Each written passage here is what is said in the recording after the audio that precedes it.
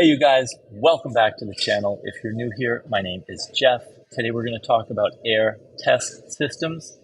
If you're an investor in this company, then you were probably really happy on Friday because the stock went up 8.54% in just one day.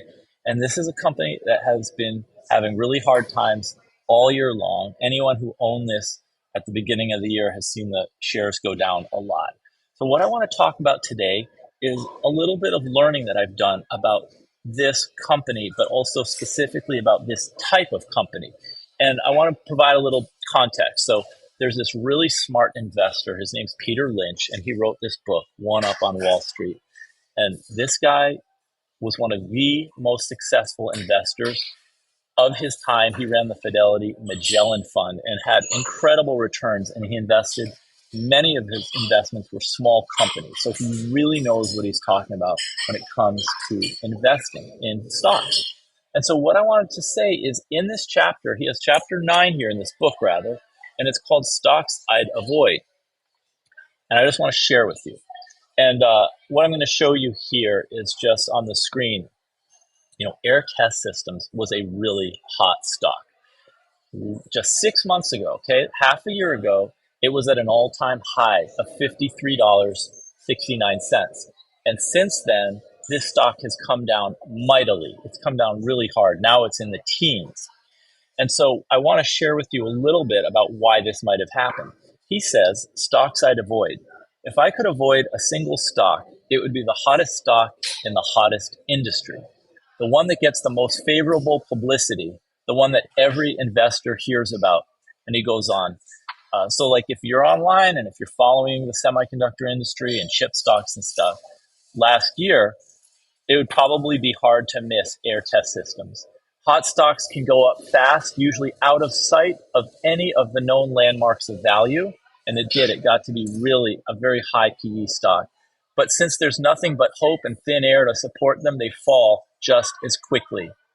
If you aren't clever at selling hot stocks, and the fact that you've bought them is a clue that you won't be, you'll soon see your profits turn into losses because when the price falls, it's not going to fall slowly, nor is it going to stop at the level where you jumped on. So I think there's a lot that we can unpack here and learn from Peter Lynch, but also from, just learning about this particular company and also a couple others. So what I'm going to show you here on this next slide is if you look at the market cap, this is a $509 million market cap company right now. So that seems like a lot of money, right? 500 million, but it's just one half of $1 billion, which makes this not only a small cap, this is a micro cap stock, okay? So if you bought Air Test Systems stock last year during some of this excitement and mania when the stock price was just going up and up and up, then you're seeing this year what Peter Lynch was talking about buying the hottest stocks in the hottest industries. This particular stock now is at $17.70. And a lot of people have been clicking on my videos about Air Test Systems lately. So I'm thinking are either people who bought it at a much higher price, or these are people who are looking at it relatively cheap now and thinking, is this a cheap stock and a good time to get in? So before I proceed with this video, I just want to make it super clear. This is not financial advice, but I'm just sharing this info because I've been learning a lot, reading and also observing, and I just want to share what I'm learning and what I'm seeing with you guys. So when you look at this, I have to say, when I look at Air Test Systems at $17.70, I go, wow, this is really cheap, especially compared to like 50 last year. So there's this mental thing where maybe in our brains we think, well, it was high and it's going to go back high. It's going to return to that. But really, we have no idea of knowing if it will get back to that level or how long it could take to get there. So there's that saying, right? A bird in the hand is worth two in the bush. And I think that means that the sure thing or the more secure result is better than more things, but it's uncertain when they're in the bush if you're ever going to get your hands on them, if you're ever going to get them. So what I think as far as the birds in the bush is, when will things turn around enough for Air Test Systems so that they are in a position where they're earning more, because this is really all about earnings. Air Test Systems has to earn more money, grow its earnings per share, and then once that happens, the stock price tends to go up as well.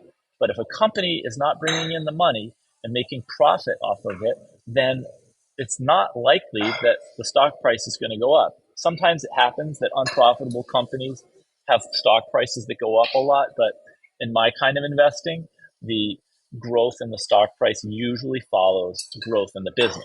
So this brings me to a section here that I just think is super, like, really valuable. I'm really glad that I found this today. I think it relates 100% to air test systems. So if you guys are ready, let me begin. This is the title of this little section is Beware the Middleman. And I think that air test systems is a middleman. And I'll tell you why afterwards. The company that sells 25 to 50% of its wares to a single customer is in a precarious situation. And he uses an example. SCI Systems is a well-managed company and a major supplier of computer parts to IBM. But you never know when IBM will decide that it can make its own parts or that it can do without the parts and then cancel the contract. If the loss of one customer would be catastrophic to a supplier, I'd be wary of investing in the supplier. Disk drive companies like Tandon were always on the brink of disaster because they were too dependent on a few clients. Short of cancellation, the big customer has incredible leverage in extracting price cuts and other concessions that will reduce the supplier's profits. It's rare that a great investment could result from such an arrangement. So, what I think is that Air Test Systems is a middleman. So they are not they are dependent, okay, on Semiconductor as the main buyer of its capital equipment. So if On Semiconductor is buying, then Air Test Systems is doing fine. But if for some reason things slow down, and they have, because On Semiconductor sells to Tesla, for example. So when Teslas don't sell as many cars, then On Semiconductor doesn't get as many requests for its chips. And Air Test Systems is in this spot where they're kind of caught in the middle. They're providing equipment over to On Semi, but they don't have a lot of other customers. And I think that's the problem. And I think that's what we're talking about when you say the company that sells 25 to 50% of its wares to a single customer is in a precarious situation. I think with Air Test Systems, the number may be higher than 25 to 50%. So they're really dependent on Semiconductor. So if On Semi were to find another supplier, and I don't know if there is competition with Air Test Systems, but if they decided they wanted to go elsewhere or whatever, then Air Test Systems is kind of stuck. So let me show you something else here. Since we're talking about On Semiconductor, now you'll recall, just going back to Air Test Systems, the market cap is 509 million, so it's half of 1 billion. If we look here at On Semiconductor, their market cap is 34.68 billion, so call it 35 billion. So this company is 70 times larger than Air Test Systems. And I mention this because as investors, you need to keep in mind the scale of things. Air Test Systems is not only a small cap, it's a micro cap stock. It's very small. Companies like this can go out of business. It's that vulnerable. If things don't turn around for how many years can it go if On Semi isn't buying as much from them? Now, what I like about, say, On Semiconductor is they have a lot of customers for their chips, and they have a wide variety of different kinds of semiconductor chips that they sell. They're also much larger companies, so they're going to be, I believe, more stable and able to withstand kind of a year where a lot of people say aren't buying electric vehicles. And if you take a look at their stock price, it has declined, let's see, 1.97% year to date. Okay, 1.97. If you compare that to Air Test Systems, which is down 32.7% year to date.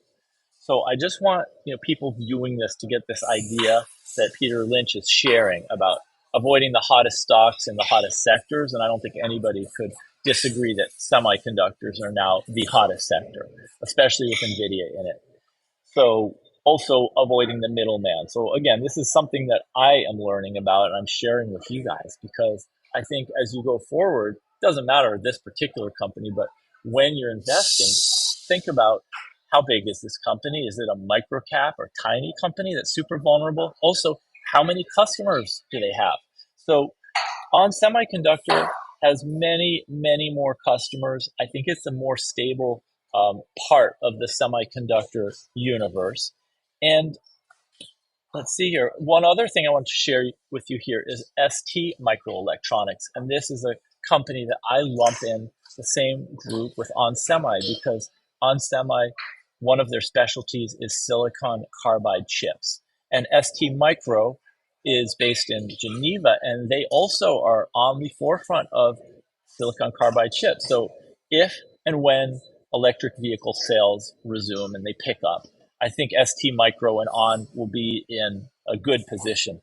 ST Micro is also a large company. You can see their their market cap is 42 billion. So this is even a larger market cap than On Semiconductor, which is 35 billion.